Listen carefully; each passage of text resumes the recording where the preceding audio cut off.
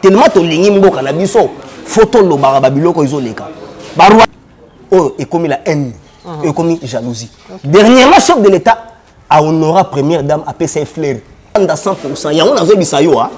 nana na ofungola yo année prochaine toke na élection et puis que bota polémique mais ton moment tu sais que il est père à combattre Mobutu 32 ans vieux à combattre jamais na point à lobake non yo père na mwasni mama bobila dawala te to check quiconque à défi ou à moni aza makasi acha face na biso na élection total la moto gagner fachi tika Congo balaxi bassesse na bango ko sakana te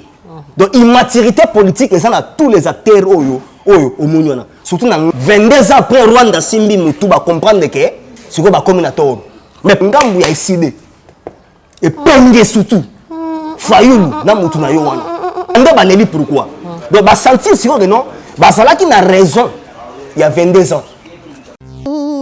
enga ya wara tikanga ina zoyemba lalo tikanga na zoplere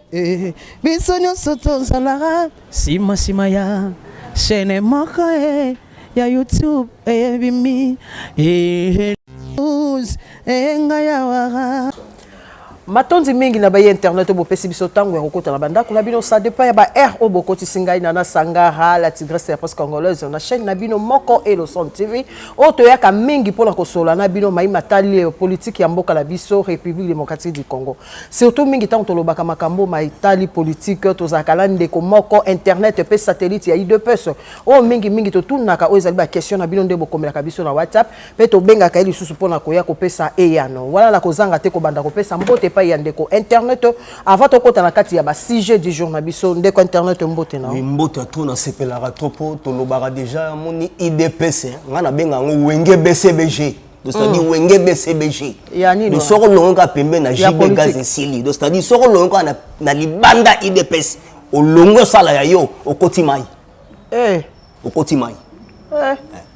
Ok, voilà wana réponse ezali ya ndeko internet ndeko tolobaka toujours mama Anna Kisuka depuis Irlande bambote na yo Serf Fimbaki bozali ba onyo surtout bozaka ba abonné ya Elo Son TV to sepela katango tiela kabiso moi commentaire na kati wana pe bokomela kabiso mituna eyaka wana to bandi moi lombango na réalisateur patron Gimboma ameka kofungula par rapport ya ba question otozo banda liboso to ko bande pa ya ndeko internet na ba question na biso mais toko pesa na nous sujet otoko lobela parce que tozali la 5 points otongi to lobela lelo o ezali ya makasi par rapport ya ba question ya bino bandeko bolinga ka biso pe mingi boye bakala kokomela biso wana to bandi to moni mikoleleki yo jeudi na aéroport ya Ndolo aérodrome ya Ndolo to moni coup moko d'état erataki à partir ya aéroport ya Ndolo to ebité ezala ki dit ya quoi wala to mola ki présence ya secrétaire d'état américain tango akitaki après ko kende nae coup d'état erataki aérodrome ya Ndolo et puis ya mi balé to kolobela par rapport ya suite EFA ya visite ya secrétaire d'état américain na mboka Rwanda to moni presse rwandais ba ebina ko sika pe baleli mwa mingi to ebité nini o elekalaki to ko fungola awala de internet poto baka ana kati émission tolobelaka mai matali politique pe ya bamboka mosusu na simalango to mona ki bongo Martin Fayulu ayebaki na kosala koyamba docteur Denis Mukwege to ebité balobaki ni pe to monde basali alliance moko pona kokweisa to ebité kokweisa Fachi na 2023 ou bien ezali par rapport ya nini alliance ya Martin Fayulu na docteur Denis Mukwege na simala yango to moni ba invité lokola polémique ezali kotambola kati ya réseaux sociaux to moni mokonzi ya mboka papa na biso Fachi Beton ayebaki bongo la kopesa mwana na ye apesi honneur Fanny ou après quelques années na mobali na ko vanda en couple ba yebaki bongo la kopesa valeur o ezalaki na miso ya l'état pe la miso ya batonyo soto monaki na kati na yango ba invité ezalaki lokola Vital Kamerhe o to yebi l'homme de 100 jours o ezalaki bongo la ngambo ya prison mais to qui azali parmi ba invité na kati ya mariage to moni lokola Jean-Pierre Bemba Gombo e pasaki invité na simalango to moni Sami Badi Banga or to yebi bazali na kati ya opposition to yebi te nini elekala ki na kati po ezali polémique ezali ko tambola bongo la kati ya réseaux sociaux par rapport ya mariage na simalango to moni bongo Mama Denise première dame na kati ya mariage ya Fanny Tshisekedi to kokota na kati pona osola ndeko internet na sima na yango to bakisa lisusu problème ya go pass oyezo tambo na kati ya aéroport na biso international de Njili to moni moi bongo moko ekotaka wana na kati ya guichet to yebite ezaka dia kwa ebanda ndenge nini po bambongo o ekota mingi population surtout ba diaspora ba yaka na kati ya kin bandeko bazo voyager mingi bazo la Siriango. Alors sans plus tarder ndeko internet mituna ya ngai ba réponse ezali ya yo aérodrome Yandolo mikoleleki na jeudi euti kolekana après départ il y a secrétaire américain tomoni bongo attentat moko ngake salama coup d'état raté à partir ya aérodrome na ite soza au courant. Bon merci nana oui bien on ngata mpesa lekaki na fufu lobby otuninga na oyebisa yo c'est-à-dire ngo ba mabeleza ya ngai eloko moko te o ero surpasser biso ça que biso toyeba déjà quand na Rwanda so ke sikoyo donc Kagame de a sala donc ba renseigner donc na Rwanda ba biga mutakoti lelo ba bi donc c'est-à-dire Babylone a peu fait comme en Congo. Qu'est-ce qui s'est passé dans l'aéroport Anjili nana aéroport Andolo pardon Yandolo ah merci vous rappelez na aéroport Andolo bandoki na ba silité pe ba kosila kaka te mais nzambe déjà ayebisa biso que non a retombo na biso et na kata bandoki et loko nini eleki na aéroport Yandolo na aéroport Andolo ezala ba colonel ba soda otokanga ba omi na niveau est ba soda wana ba sala ka boloko na kata Ndolo et puis oyebi bien que non na aéroport Ndolo ezala ba militaire muso otokanga awa bazala pe na aéroport Yandolo problème ni emeki ezala ki jeudi c'est-à-dire John Numbi akima parce que bateau oyo ba totanga ba kombo oyo batanga ba kombo parmi liwa chebeya ezana général moko asana kashangolo ya Ndolo comme on est Christophe Kenga ye azara déjà na Ndolo alors John Numbi siko tellement ya kimaka ye ayaka mingi avandi na Rwanda ake kiba do asala ka Rwanda kiba mais na téléphone na Kabila babengana parce que c'est tout un réseau ils ont réseau siko John Numbi ko peoti na John Numbi ba yebisi sikoyo général Basele ulandi général Basele so Basele azanani ye azaki na niveau aner tala oyebi biso to tala biso ko ba format biso penda na kata parti pour landela bato yo ba to sala 18 ans échec ba kenda yoka siko ti pango azaka na aner ye siko mutu asala cop pona arma tungulu do bato ba gressa arma tungulu ti akufa aussi général Basele siko Basele wana siko tant asali kuwana Kabila longole na aner siko a commissaire militaire a commissaire général parce que Kabila ndenga tiki pouvoir atiki les biso 850 généraux Kabila nomana bana basi ba généraux basi mabala Kabila commissaire bango ba généraux siko asani tant bazu général wana a commissaire siko PG de procureur général ya auditorat ndeko internet na olanda bien na simba maloba loponga la bakana bi basu question bimala ba réponse na ona bandeko ba olanda biso to ba bazaka bazo bate tango obi ke Kabila komisaki na basi ba généraux est-ce que avant netinga so na sa musa fa ba komisa na la place c'est que fonga monga lingaro certainement ba lingaki musala wana nde ba tata la kati yo parce que dans époque à Kabila to vivant moment moko même na États-Unis non e ba komaka na niveau ya ba généraux ndengwana te justement c'est moi je dis dans le béton bakomi oui bakomi place au bakomi apparemment ils ont accusé Jikaka na ndenga tsaka bakomi place au zalaki au syndicat à Matisio donc c'est-à-dire donc to bimara na ba généraux mususu fonction mususu na sans fonction mais nazo banwala siko Christophe non nani Basele général Basele ayena sac moko boye sac wana déjà ezaki na biloko na kati comme l'aéroport Ndolo parce que coup ezali non ba libérer Christophe Kenga o aza enakata boloko parce que balukaka yena John Numbi siko bakanga Kenga mais John Numbi azala kati banani o banga ba bimise na kata siko lisolo tango siko général Basela ye azali procureur général ya auditorat militaire tala ya ye na mutuka na ye ba koti na aéroport Ndolo a utiliser soda mokwana ayebisi soda non Zwa Godo memango tina kata kasho pesango Christophe Kenga Olandi Christophe Kenga baza bateau déjà batanga bango na liwa chebeya bazaka ye na John Numbi mais John Numbi akima Olandi bazu sakwana ba utiliser soda moko kota apesa sac wana na kata kacho olandi tala ba mvutuman ndenge ezalaka nana entre temps ko temps général wana apesi sac wana olia démarrer mutuka ye alors c'est la soirée que non na kati kuna sac déjà epesami tangu ye basé la telemi libanda ba côté lié na sac pas directeur à cachot azalaki wana directeur à prison stop sac OK OK non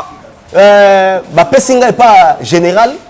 na zwango na pesa na kati non avant yo le ki sa sac na kati à prison ngai tant que directeur ya prison faut la belor ni ça na kati à gogol ba fongola ngo boye nana somme ba uzi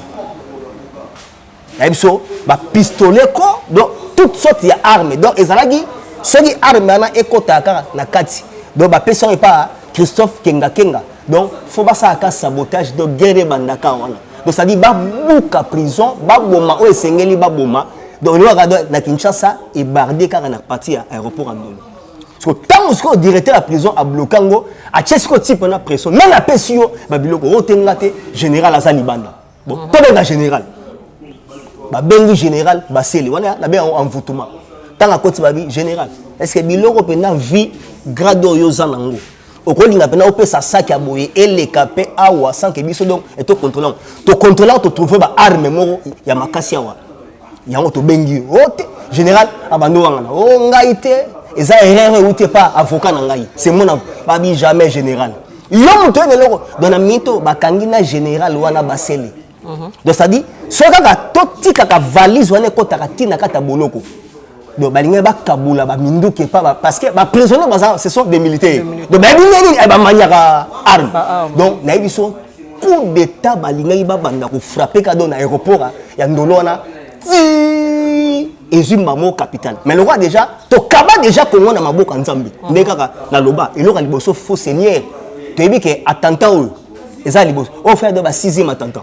OK, matondi mingi ndeko internet pour na réponse na yo na première question na biso. Wana to kotina o ezali ya mibale tongi to yeba secrétaire d'état américain azalaki a on kati ya mboka République démocratique du Congo pe simala yango akati ki bongo na mboka Rwanda. To yebite ndeko internet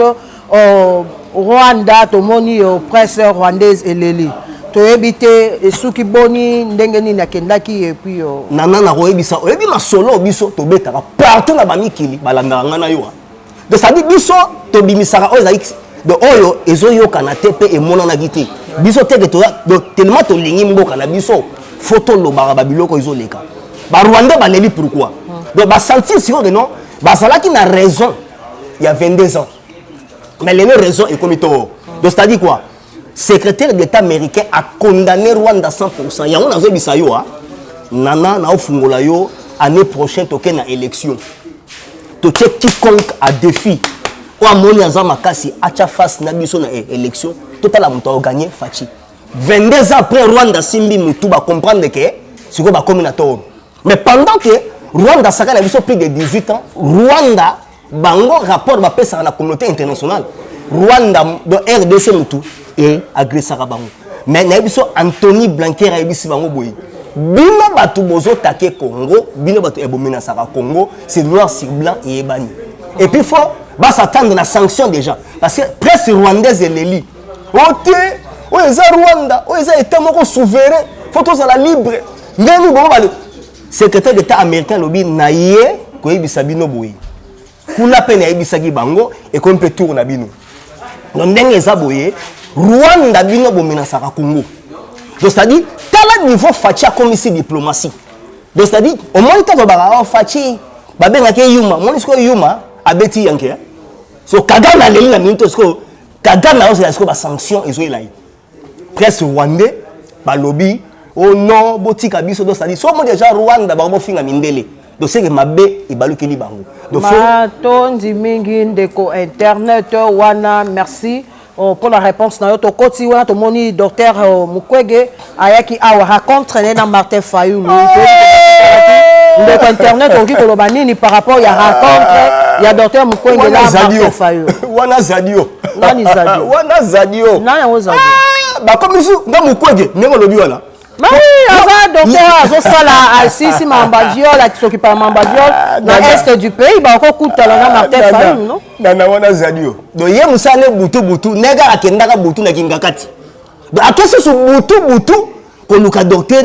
Denis Mukwege basa l'alliance. Donc vrai zadio donc mutabutu. Na kenda butu. Ozoma ofailu kasiko. Otango. C'est quoi la docteur Mukwege ba? Na omena lobi na yo butu oyo ka butu butu. C'est quoi ça va coûter na butu bon image sur internet. Donc c'est-à-dire eloko siko bo saki na mulili e bimi na mpoisa. Ngana ebisa ko boui. Soromoni mouton union européen eza ko soutenir à fond mouton. Parce que l'une des raisons bagarre to ça na ngolelo c'est l'union européenne. Nana, ngana ebisa ko baka mubi soso la. Donc soromoni union européenne ba bimisi mouton wana c'est que faux mouton. Candidat tout au union européenne ayaka ne liboso devant biso bakoya kaka. Ba bandi na Fayulu akoyi ba tindi siko Fayulu asala alliance na docteur Denis Mukwege. Yana bi ba zanio. Ndeko internet yoka nazo bisayo butu.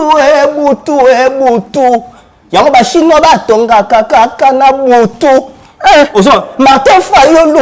aloka kaka na butu. En tout cas internet c'est omoni butu ça va découvrir la conséquence à butu à quelle ça la alliance tina Denis Mukwege. Donc c'est que tu es bien en 2023 ba ocha liba me baya. Donc ça dit donc tu comprends donc il y a alliance na ba fantôme. Oui, émission moko to betanga non, non, Denis Mukwege wana to lobele un jour. Donc déjà, ba t'indiquer lentement et sûrement. Liboso Fayulu a kokité. Donc Mukwege ndeko internet ba vi kotindika ete ndeko zo ba kotindika parce que aza mwana ya mboka Congo et puis to bien so défendre basi na bakala viol na est du pays. Eza na ta o so ki ye moko Monique a se basé na kati ya politique bi ko sala yango de internet. Na bisaki wa. Asala soubassement moko eza na Sénat c'est l'Union européenne. Nana, so moni mouton nyo so Union européenne. Donc on Union européenne. Est-ce que ça va preuve que non Union européenne que tinda na politicien. Na politicien. Donc ça émission na politicien. Na émission c'est Union européenne. Mais tu dis que les gens donc internet matondi mingi. Merci beaucoup pour la réponse na yo. Élection ezali. Mais jusqu'à quand parce que tout le monde a petit cycle. Recensement dans ça internet. Recensement dans ça matin baba qui te reçoit la carte d'identité. Jusqu'à maintenant tu as eu la carte recensement zaté quand est-ce que l'élection est le secrétaire d'État américain à l'écart a tiré 75 millions de dollars américains malgré les amoukés météo baksaka. Élection zali. Donc novembre décembre déjà avant d'abord décembre to banana ba carte d'identité on a nos photos joie pour ba vrai de père et de mère il faut ba véritable congolais et puis grâce au Fatia Pesiba na poto Irlande ba voter père France va voter Belgique va voter États-Unis va voter Afrique du Sud va voter donc congolais tout place azali ya bongama. Donc une élection. OK. Matondi mingi de internet wana toyoki réponse na yo. Peut to koti lisusu na o ezo tambola kati ya réseaux sociaux to moni polémique tambolo lenge nyonso. To moni Fani Tshisekedi Dauta iko bala félicitations na ye na couple na bango. Mais na kati na yango likolo lango to moni VK donc Vital Kamere azala ki invité to moni bongo ndeko Sami Badi Banga. Invité na sima lango to moni Jean-Pierre Bemba Gombo azala ki pe invité batu balobi. Pona retourna surtout by diaspora. Babi et l'autre ni zo les galanacé parce que par rapport il y a rumeur obino IDPS boloba que non na kati ya président ceux qui posent tambola que ça qui veut comme ça que loko wala batu ba banda okufa mais le autre monde sous veut na kati ya fête ya Fani Tshisekedi yé pe na président baza ki pembeni ndeko internet toko ça batu ba landa bisote et loko tout est spirituel tant déjà il physique boy et comme nil et sans effet. Donc bon, à 100 jours nazoya boy. Na ebisa ko ne misomonga bi bambongo wana ezonga msuna banki. Na ebisa et puis na ebisa ko boy. Au monde en politique il n'y a pas des ennemis éternels. En politique il n'y a que des adversaires pour les intérêts. Alors nazo ebisa yo ezali ba mauvaise manipulation. Donc mauvaise manipulation politique. Oh, ils ont véhiculé dans les réseaux sociaux pour ba buzo boy. On est bien critiquer. C'est bon. Critiquer, c'est bon. Mais insulter ça m'a dit. Donc ça dit, ce que mon malobi, donc c'est qu'il va dépasser ma borne. Donc ça dit, il va dépasser la personnalité, il y a chef de l'État,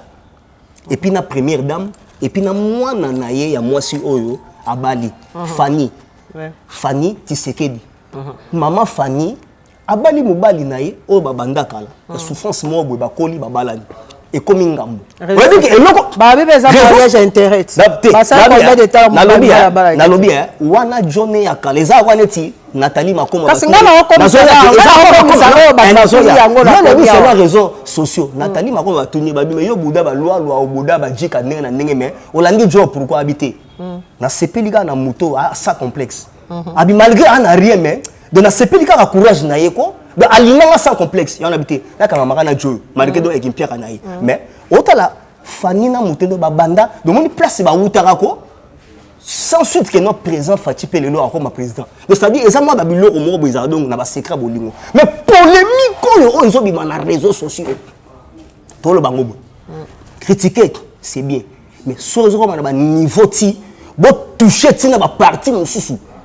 Wanduka wana to ko tolérer monter yango to lobi même en Europe. Na tala 3 joueurs nègres mo ba rata ba penalty en Angleterre. Ba finga ba mabe. Après des jours, le gouvernement anglais lobby au fin sous tokangi. Donc insulte. Il y a une condamnation. Alors bateau aussi qu'on a moni tout ça sous politique. Oh et comme la haine, et comme la jalousie. Dernièrement chef de l'État a honoré première dame à PC Flair. Et puis il y a une polémique. Mais ton monde tu sais que il est père à combattre Mobutu 32 ans. Viens à combattre jamais na point à l'obak non. Yo père na moi maman Bobila Dawala té. Donc ça dit politique et à politique. Donc, on est allé au moins interne à Moutou, donc, c'est-à-dire, acteur politique à Congo, si bassesse n'a pas de sakanate. Donc, immaturité politique, et ça, dans tous les acteurs au Mouniona. Surtout dans Ngambu, il y a ici. Et Penge surtout. Fayoulou, dans Moutou na Yowana. Nous avons demandé, donc, il y a un autre pour mettre en garde ce qui va commis. Donc, non, ça, c'est la malhonnêteté. Nous avons demandé. Wana ça donc immaturité wana. Ozo comprendre. Donc bazo comme kaka na OK, toi na besoin ba pesa biso de argument mo bien pour tout. Tela lelo na kene lingisa, tela nzela ndenge efungwami. Lelo yo ba veuve militaire ba longo na 8000 francs, 40000 francs, ba na 250 francs congolais. À récompenser ba veuve. Lelo na moni paka juma ba okanga ngo train zo banda ona timatadi, train en vitesse. Si vous avez les gens qui sont tous black ou quoi, bateau tout haut, on finit sur les réseaux sociaux. Tous les cas, il y a des gens qui sont tous les gens qui sont azati. Nani Katumbi, Fayoulou, Matata Mpono, le Mélène. Voilà, azati pour eux, on a quatre idées parce qu'il y a un moment qui me dit. Il y a un émission. Pemben, il y a un internet. On dit que bateau yo va dépasser la limite. On a un chef de l'État. Mbali Bossom, le chef de l'État, on dit que à Twitter, c'est que donc et comme pour finir na moi si donc bon défi donc c'est-à-dire comme donc à réagir habiter trop c'est trop abi insulte dépasser ma borne voilà donc c'est ça merci beaucoup matondi mingi de internet wana to komi ko chiter vraiment na suka ya émission na biso pe to comme na point o ezali ya suka ndeto baki de l'autre lobakaka na 5 points to éviter problème ya go pass o ezana donc tout ça zo voyager fatika mo mo so ba $100 batika wana za munduki ya bakabilise batika wana go pass et là wana mutu yoka na lobby maman kasi Fati pa yeba ko longo non yoka na qui est le président pour le moment de internet non to on ndenga bien yoka to ke on ndenga malamu nani o za président actuel pour le moment c'est pas le président Fati po balongo le loko wana nana na biso lo mo nana omoni biso ba to gérer Congo mais to kutana ba maman l'obstacle pourquoi déjà to kuti difficile c'est obstacle déjà c'est beaucoup déjà to comme la 40e année pour obstacle ngo ezala on remarqué nini poto longo lango donc c'est-à-dire eza ba nyongo moko ba kabilise balia donc mbongo moko balia siko ba récupérer ngo la façon ya go pass donc mutu to voyager faut tika $100 ça c'est ngado faut tika on a kesu wana donc bato donc ça dit donc au moins totongi stade moko na Luala bakuna stade tongama na maloba o tombe bimao 45 millions donc ça dit ya omoni ba sakani na mbongo l'état na façon moko sakana te donc ça dit eza ba nyonga ba kabilise siko batika de le rat to découvrir dans nzela IGF ce photo stopper loko wana to longola donc izo longo déjà ba nyongo moko bo peuple la futa ka o peuple aliete mais ba kabiliste nde mutu balia olandi de ba nyongo do ba dette moko boy go pass et bimaka ka dalelia OK okende katangawa otiki 50 so OK Europe otiki 100 150 bon non ekenda wapi Voilà. Ok, matondi mingi de internet wana to komi vraiment la souka ya émission na biso na pesi yo matondi potant to bengaka oyaka pona ko répondre à la pona mboka tozali yo yebi bakambo ezali na ebité au mot de la fin na pour l'émission na biso ebi ndenge zaboye tozoloba élection ezali bobongama parce que insulte siko est commis oyebi hein la démocratie ne fait pas dire libertinage donc oya biso même ba opposant camerounais ba okama oh babi mais ça sur politique de comité la insulte alors bobongama na 2023 toke na élection de internet pour ba finga ote kasi fo bombisa te non na lobi hein ngana yo to solo la mais to finga na raté mais justement donc il y a un moment donc chef de l'état a tweeté donc c'est que kanda ibataki ya zamutu pour Jésus tant ya ka malamu na temple akutaka mutu oteka madesu koto tomate koto mbwengi fallait que abanda koloba mais abande mamo na koniata abandi le kofi akwesi panier donc c'est-à-dire cher donc humainement donc parlant mutu atomboki alors gara ba opposant oyo boza ko inciter biso na ba réseaux sociaux mais toi na bino kaka bora ngoti boya kozwa total la bino totika te boya yango ba bongama na 2023 fara biso toki déjà na élection to préparer déjà pour bango l'état va se distraire va finir sur les réseaux sociaux dire na ngoti élection ezoya alors Fachi béton F comme frère A comme ami T comme tonton S comme sérieux H comme humble I comme incontournable Fachi Moko tombolo be Moki shibe Moi maïbe le président le plus costaud be Fachi be béton. Matin du ming de internet to comme la souka pe sa mbote la batunyo surtout on va andai ko la note ebi ke to okuta la micro ouais surtout vraiment mbote nanga na maman nationale Célestine Mansanga maman respect à papa José respect bakata tozo zela kaka yo présence no kita sur le terrain bana kwelo tober to pesi chance na nationale Célestine Mansanga na papa José et puis sans oublier papa José maman Célestine na maman en tout cas bino pena bakata to cha espoir na bino pena donc bo kita na mabele to c'est bino bras ouverts et puis sans oublier na pesi lisusu na pasteur Mbudi John yé pena simbi église Mont Carmel ça maboko na yi wa place au samedi to wana siko do yé pena simbeli biso ben église Mont Carmel pasteur Mbudi John nde ngwana et puis mokonzi ba diesel et qui ça mobimba oya owanga na ye ba osala opération 12 fois et puis na bosa inte Masara na Guadolite Masara na Guadolite opération combien de fois 12 fois ba opérer Masara na papa tatuka lala ya ngwana et puis sans oublier les super de Belgique Maton de mingi de Quaternotion merci beaucoup c'est moi qui vous remercie. Merci beaucoup ndenge le kaina kati émission na biso wala tozong kola ko rappeler lisusu ezaki ba sujet na biso to utai kolobela mingi o ezali état coup d'état o yuti ko raté bongo na aérodrome Yandolo na mikoleleki donc jeudi passé coup d'état et utaki ko raté et puis tomoni ya mibale to uti kolobela suite au fin ya visite ya secrétaire d'état américain ndenge ni sa ki passage na ye na mboka Rwanda wala tomoni presse rwandaise e baki na kolela pe na simalango to biko solola o etali docteur Denis Mukwege na Martin Fayulu basalaki alliance ou bien bokutani na bango pona nini bakutalaki na simala yango par rapport ya réseaux sociaux ndenge batu bazali koloba to moni passage ya Vital Kamerhe Jean-Pierre Bemba Gombo et puis to molaki bongo Sami Badi Banga o bazalaka mingi na kati ya opposition bazalaki na mariage ya Fanny Tshisekedi to uti ko sola yango pe mingi na ndeko internet pona bosuki si to uti ko sukisa na o etali problème go passe aéroport pona nini elingi ko silate à chaque façon bato bazo le kana pona ko voyager tracasserie et puis go paswana elongwaka te kino lelo donc to comme na suka ya émission na biso la pesi matondi mingi na Guy Mboma Montréal le réalisateur patron wazaki na sima pona bilili bomo na émission eleka kitoko surtout na ba o nyoso to balingaka nga donc depuis quelque part babina kati Europe tozana ba o batala biso Jamal Mukuna papa confort depuis Londres bambote na yo pourquoi pas aussi na papi ilengele bombolo papa Simba Liziba depuis France bambote na yo double brassard bambote pe na yo na bino nyonso tout papa l'a dit na pese bambote ani et puis na bandeko nyonso merci na espace oyo na moni ndeko maker azona na pese matondi mingi ndeko Shabani tobo sante balobi ye pas ala toujours na pointe ingénieur moko azaka pona osunga bomo la vraiment Koura et Zamala montage ça mamalamu babi papa baron manoka la PC bambote pourquoi pas aussi à cet espace la 70 où ils aura toujours pour la bino et pesa biso tant kota na banda kuna bino bomo na biso to ça la émission et les camarades matondi meki na ndeko internet to komi na suka ya émission pe to kuta na bino na mikolo mizali koya ciao merci à suivre